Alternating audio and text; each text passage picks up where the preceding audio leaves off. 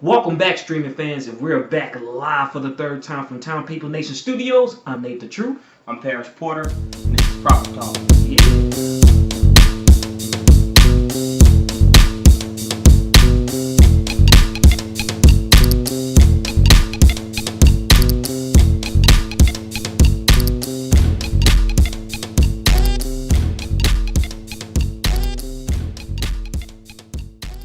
My bad. You good? Welcome back to Proper Talk. In today's episode, we're going to break down why I believe that I should have been an NBA player. Because me and Nate, this shit ain't working. Look at my gear, look at yours, Joe. We ain't eating! We ain't got no chain and we your ice set, Hey, dog. you making? We not eating.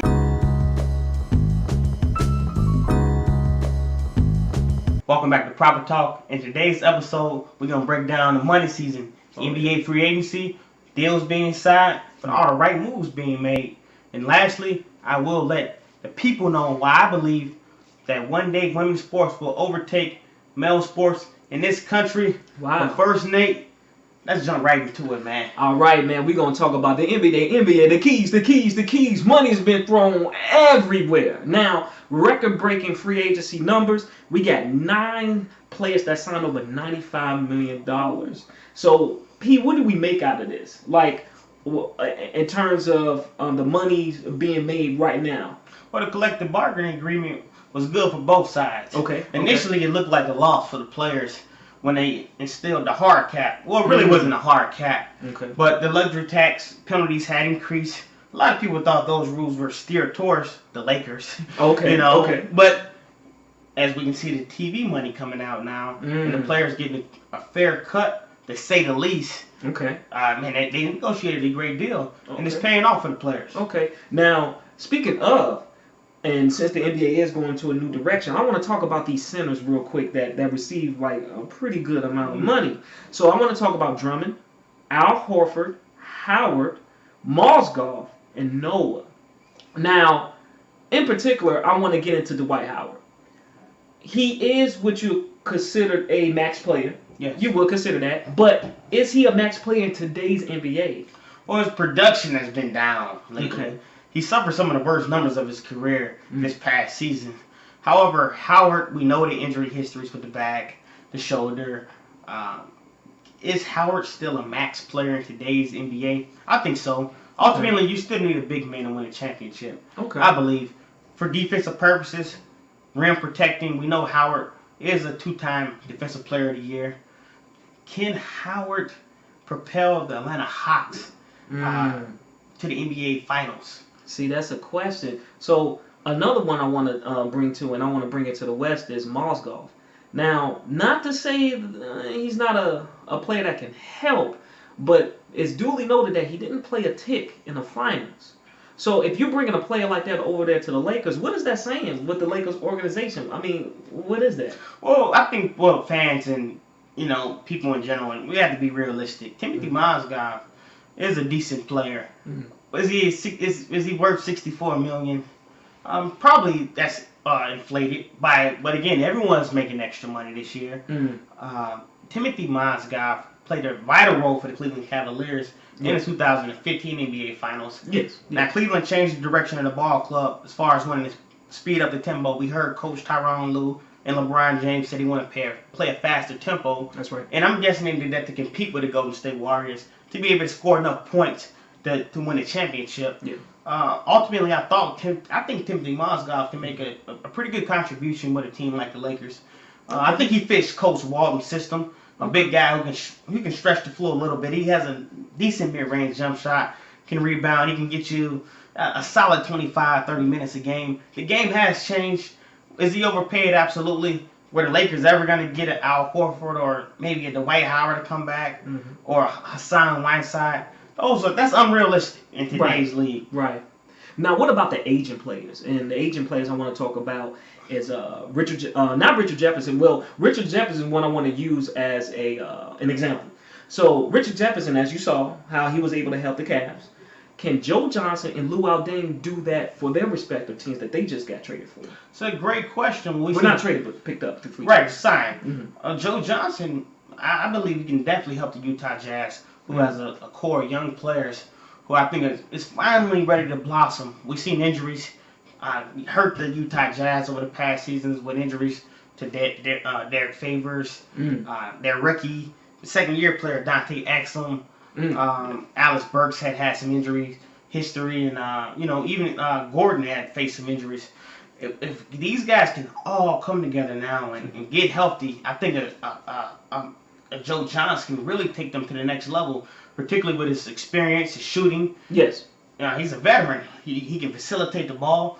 He can bring it up. He can do it all. So I believe his leadership in that locker room can be vital. Luol Deng for the Los Angeles Lakers is essential. Because we know they had some maturity issues on the ball club last year. There you go. He can also help Brandon Ingram develop. He can be a key part of that. Okay. He's a guy who can defend him in practice. He's close to Brandon Ingram's height. Both of those guys are about 6'9". Luol Deng in his heyday was one of the best defensive players in the league. Yes. We know he's going to go out there and hustle. We know he's a high character guy. He's going to bring his hard hat. He's going to earn his money every day. So I think that leadership as an example for the young guys as far as putting in work, studying film is going to be vital. It was a good pickup. Yeah. Again, he signed $72 million. That's a lot of money. But, he's 31. You wonder, man, is he going to be able to play that out? And is he going to be able to contribute at a high level at the tail end of that contract? That's yet to be seen. But I do believe in Luol Deng's character, and I think it was a great signing. Okay. Now, I want to talk about these two big tickets. Now, Kevin Durant, I don't want to allude too much because I'll say in the near future, he will announce what he's going to do. But before his announcement, we want to, I guess, figure out exactly his options and what he can do. So currently, right now, the rumor mill is that the Warriors and the Clippers are heavily pursuing him. The question is this: if the Warriors or the Clippers get him, how would that play with the organization, or would it behoove him to stay with OKC and wait out to next year and get a max deal? Well, it's the waiting game. It's the do I want to sign and make sure Westbrook is going to re-up? Okay. Do I want to stretch the money out? Okay. And they did make moves. They did make moves over there to help them. They did. With Victor Oladipo. Yeah. And I'm not certain that was a move conducive to him getting over the championship. It's tough to say at this point. But to get you depth back on the bench or something. It does. Okay. We have to see how that plays out. I think essentially for Kevin Durant, to me it would look incredibly weak going to the Warriors. Because they had Oklahoma City had Golden State 3-1. They could have beat those guys and because quite possibly represented the Western Conference in the NBA championship. Because quite possibly Barnes could possibly go over there to the Mavs. I mean, they have the time limit to match the deal, but they could be waiting to see if Kevin do come, then goodbye Barnes. Well, absolutely. And that makes you question the authenticity of a team saying we're going. This is a family. This is this is a team, one dream. You hear that rhetoric over and over. But as soon as an upgrade come up, or as soon as your production dip, so it is a business. Right. And that's why I respect the players. Taking the best deals on the table now, which is the biggest offers. Right. Which is smart. Okay. But I think ultimately for Kevin Durant, I think that him and Westbrook's a great duo. I would love to see those guys do it together in Oklahoma City. Yes. Would Golden State tarnish his legacy when they're making that move? I think so. Yeah. Going to a team that won 73 games prior to you coming, that makes it that's going to attain his championship if he's able to win there. The LA Clippers, that's a curious move. Yeah. Say the least. But Chris Paul and Blake Griffin being free agents next summer, so we don't know if they're going to stay. We heard LeBron allude to another super team with Paul, Anthony, himself, right, and Wade. So, and that's all just talk. But players have options. Me, if I'm Kevin Durant, I want to go to a place where the core is going to be intact for at least the next 2 or 3 years. Okay. Now, speaking of King James, could it be possible that he gets the max this year? And if so, will the Cavs be willing to play the luxury tax going forward, do you think? Well, the big publications published already that he's looking to sign a 1-year deal this year to get the max next year. There you go. Which we can be the first $200 million player, in the history of the game. Mm-hmm. Now, is that a smart move? We'll see. It's a shrewd business move by himself and his team. I think this hasn't been an issue, but LeBron James has to be able to stay healthy to facilitate that deal. Correct. If he has a catastrophic injury, it'd be interesting to see if the organization take care of him and still give him the legacy contract, via Kobe Bryant. Right. But $200 million, that's a lot of money. That's a lot of biscuits. Considering that, the next CBA deal is shortly around the corner. Mm-hmm. Both sides will probably opt out here soon. So we still don't know what the future holds, what the cap will be. We know what it is for the foreseeable future. Okay. However, we don't know the implications going forward past the next 5 years. So we'll see if the $200 deal works out. $200 million deal works out. Okay. If Cleveland's able to retain all those players, it's being reported that they're going to pay upwards of $50 million in luxury tax penalties. So it's going to be interesting again to see if they're going to be able to pay all these players, retain them. Kevin Love, who's making a nice amount of money, production isn't as high. What's going to happen? We'll have to see. Right. Now, speaking of all this wealth being distributed, we just heard recently, and this is on Twitter, that we have a lot of, I don't want to say a lot, but we have a few NFL players voicing their opinions. What are they saying out there? They're saying it. NFL PA, hit up the NBA PA. Let's see how they got that deal. How come we ain't got the deal? Right. And it's a great question. Now we know there's more players on the NFL roster, 53-man roster, so it's tough to play those players as much. But I do believe that some of the bigger players in the NFL is underpaid. Right. Particularly with the guaranteed money. And look at some of the deals we've seen in the NBA. Mike Conley signed the biggest deal in the history of the NBA. 5 years, $153 million. Mark DeRozan signed the second biggest deal in the history. So to say it's been a record-setting summer for free agents in the NBA is an understatement. Right. These guys are getting paid. Right. They're getting paid. So, and it's a fair shake. Because if the owners are able to pay the players this amount of money, imagine what they're making. Right, and we always say that the players should be compensated for the work because they are the brand, right? But if they're able to pay the players this way, I wonder how much the owners are getting. That's a big question. That's huge in itself. But when we return, we will talk about a big topic. We spoke a lot about male sports, but what about women's sports? Do people care about it?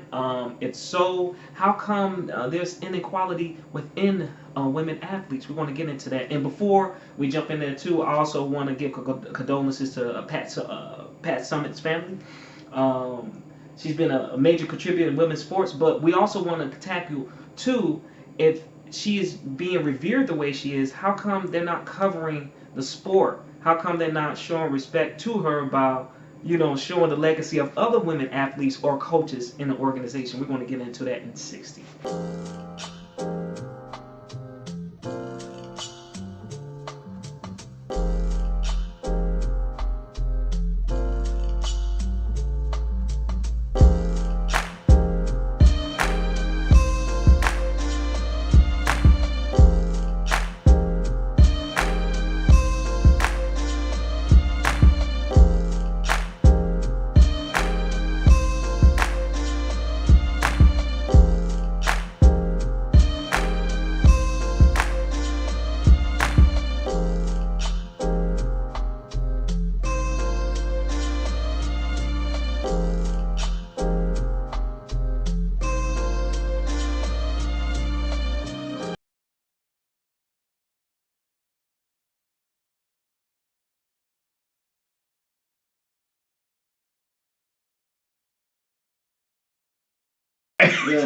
You did that real quick. All right, Welcome back to Proper Talk. And in episode 1, we spoke about instability and diversity issues, but we never mentioned women athletes. Right. So with that said, Pete, and if so, if the women are just as entertaining and inspiring to watch, why are we caring enough? If they're interesting, then what's going on? Well, I do believe women's sports are as interesting as men. Although man has, the physiques, the athleticism, physically they're more gifted. We can't dispute males. However, the women's sports has a huge entertainment factor. When you're talking about the competitiveness and the fire that they play with out there, whether you're talking about tennis, or you're talking about softball, basketball, soccer, across the board, we see competitive nature that's at a very high level. And I think essentially one thing you get from sports of women versus males is the fundamentals. I think is at a higher level. Okay. And you see that particularly with the team play and team sports. So yes, women's sports are as interesting as males. So if they are, so could it be a problem with marketing? Because if so, why aren't we being informed of this spectacular events that you just mentioned? If women are bringing it. Well, I think it's a myth concerning women not being interested in sports. One thing is oftentimes brought up are the ratings, Right. our attendance in games. Correct. But last year we seen some record-breaking, feats accomplished with women in sports. Okay. When you look at the Women's World Cup last year, was had a phenomenal run in U.S. women. However, we seen a semifinals matchup with the U.S. versus Germany. 12 million people viewed that. Oh man. They set a record in the final match with U.S. versus Japan. Over 20 million people viewed, which was the highest rated soccer game in the U.S. So we've seen growth as far as viewership. When we talk about attendance, the Women's U.S. Open sold out faster than the males in 2015 last summer. We've seen a phenomenal matchup with Venus versus Serena during that matchup. That's in correct. 2013 and 2014, we've seen higher ratings in the final matches. When you're talking about the U.S. Open. So, again, we're seeing trends, not trends, but we have seen women garner the attention as far as ratings in attendance. Now, has it happened on a consistent level? No. Okay. But we have seen it across the board, whether you're talking about, I remember the College World Series, ESPN reported that the women, averaged 440,000 more viewers than the males. Wow. So, and they aired both women and men same days of the week, 3 weeks apart, but the women ended up averaging more viewers per game. So again, I think it's a myth that women aren't attracting viewers. Okay, so you gave us the facts, you gave us the numbers, and maybe this is why I'm a little set back or doubtful about this. Now, if the numbers are there, the fans are there, then why aren't the marketing or why aren't we informed about this? Why are we not knowing that this is going on? We're a country of perspective. If a greater amount of people view something as viable, it's kind of like a chain reaction. We want to see, it's like seeing something that's just happened. We want to garner our attention to it. So what role does marketing play in this? I think it plays a huge part, particularly when we're talking about the presentation of a sport on this level. Okay. When you look at, sometimes when I watch, particularly WNBA games, I think that the quality isn't as high. And I mean across the board, and there's no disrespect, but I'm talking about from an announcer perspective, from even a replay or camera angle perspective when I'm watching the games. Some of the great plays aren't emphasized. And just across the board, when I'm listening to, you're not getting your A-listers calling those games. I see what you're saying. So, and that's across the board and all. I think essentially what we do have to remember that women in sports being broadcasted on a mainstream level is relatively new in this country. I think we still forget about that. In society as a whole, this is still relatively new with the WNBA, with the Women's World Cup. That's still a relatively new thing. So the men in sports have had a tremendous head start. But I think eventually the marketing dollars can be pushed into the sport the way it has been in the MLS, where it was reported they were losing upward of $100 million per year. However, they were able to secure a $90 million television deal for the sport. That would never happen, with the WNBA. If they were losing money, I don't think that would happen. So we have to look at the marketing. We've seen the Minnesota Lynx and the LA Sparks face off a few weeks ago. Yes. Lynx at the time were 12-0. The Sparks were 11-0. They broadcast that game, during the afternoon, or 2 p.m. I believe it was. Why would you schedule a marquee game of two teams and the game tip-off is at 2 p.m. while people are still at work? So those are some of the marketing issues I'm talking about with the sport and how it's being perceived by the audience. I see. It was a phenomenal game, by the way. The game came down to the last few seconds. Really? So, but how many people watched? And if a lot of people didn't watch, was the presentation set up for success? Okay, and if they didn't watch, how many could find it That's a great question. You know, because to be honest with you, I heard of fans that are fans of the Link here in Minnesota, and they were looking to watch that primetime game and couldn't find it. One had to literally sit on the computer and watch the numbers change, and that's how she was able to view the game. So, with that said, and it's almost it seems like that we're saying that women in general are the Jackie Robinson in the sports entertainment world. That they try to break through a barrier just to show that they too fit the criteria of an athlete. We see it in the Olympics, right? When we see it in international competition, but here, and we speaking from our point of view here in the United States, we just don't see them as competitive. And maybe they are. Maybe we're not giving them their fair shake. Maybe the revenue is not there. But again, you said that if the fans are there, that means the revenue is there. And if the revenue is there, why will we stop them from being competitive? I can understand if one argued the fact that we don't want to see men competing against women. Same like you don't want to see a welterweight fighting a heavyweight. Those are two different dynamics. And I understand that. But if they have a league of their own and they're able to compete amongst each other and have different rankings just like the males, why is this not exposed? This is a big void. And another way to look at it as well is if you think about the NBA, National Football League, throughout the course of its history, they both suffered struggles. It wasn't always as profitable, right? So to say. So again, with the WNBA being relatively new, it's its 20th season, they're still working out the kinks, and other women's sports as well. Okay.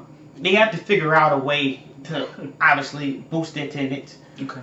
But that's not to say that there's no hope there, or we shouldn't care. I think we often hear rhetoric that men are faster, stronger, they dunking, women are boring, when it's not true. Okay. I think there's a huge entertainment factor there again. I think it has to be marketed the right way. We have seen some efforts, particularly with, some of the bigger networks pushing out women in sports and broadcasting, and I'm not sure if it's lip service or if it's real, but we have seen that effort, and hopefully we can see that come to fruition of, one day that they have just as big as audience. Right. They have many as people attending the games.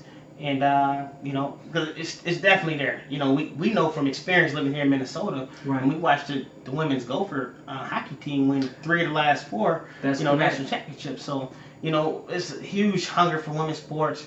I believe that they get down just like the guys. Okay. Now, we're going to bring this episode into different segments and different parts. And the reason why I want to do that because we want to hear from you, the fans. And again, on your screen, please hit us at these links. Now, on our next episode, we will be interviewing everyone, asking a question. Women in sports, is it interesting? And if you do watch, what's great about it? And if you don't, why aren't you watching? Why is it not as competitive if you are interested in sports and you're an avid sports watcher? So when we return, we're going to do a segment called Politics as Usual. And in that segment, we're going to give you our heartfelt discussion about our wrap up about today's episode. And we'll be back in 60.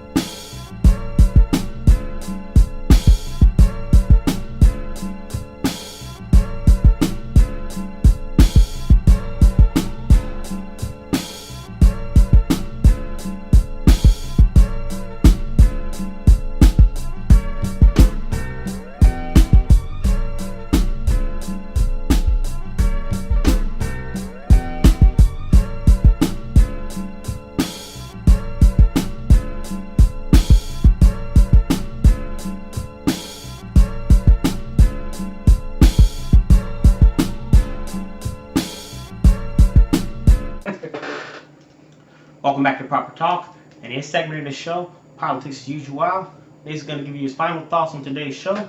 And these are my final thoughts. Race has always played an issue in society. And it looks like what we discovered today, gender does as well too. You see, if a group of people, or just gender, want to show that they are professionals, and they too fit in a category, and all they want to do is compete for sports, maybe we should let them. Maybe we should allow them to show us their abilities. Because from what we heard today, they have what it takes. The problem is we're not allowing it. And it's because of during our own ignorance. maybe systematically is what we are taught. We have to elevate and do better. Because if women is out here competing and giving us our best, we should pay attention and allow them to be who they are. Let's do better, guys. Well said, Nick. Yeah. Thanks again for watching the show. Please tune in next week. We're going to bring you videos of women live discussing their perspective on women in sports. Interviews from you guys. Absolutely. Please chime in to the comment section as well. Let us know what you think about today's show. Oh, yeah. And please follow the link. Oh, yeah. And like us. Subscribe. Absolutely. Let them know. Oh, yeah. So on the screen itself, those are links there that you can go to social media to hit us up and find out more about us. Also for interviews, again, like we just said earlier, that we will have interviews to follow up on women in sports. We want to hear from you guys. Remember, this is a conversation that we want to have all together. Just not the opinions expressed by us, but you too as well. Absolutely. And what Prodigy Football did tell us? Man, only sign deals if the math is real. It's proper talk. See you again soon. All right, guys. Peace.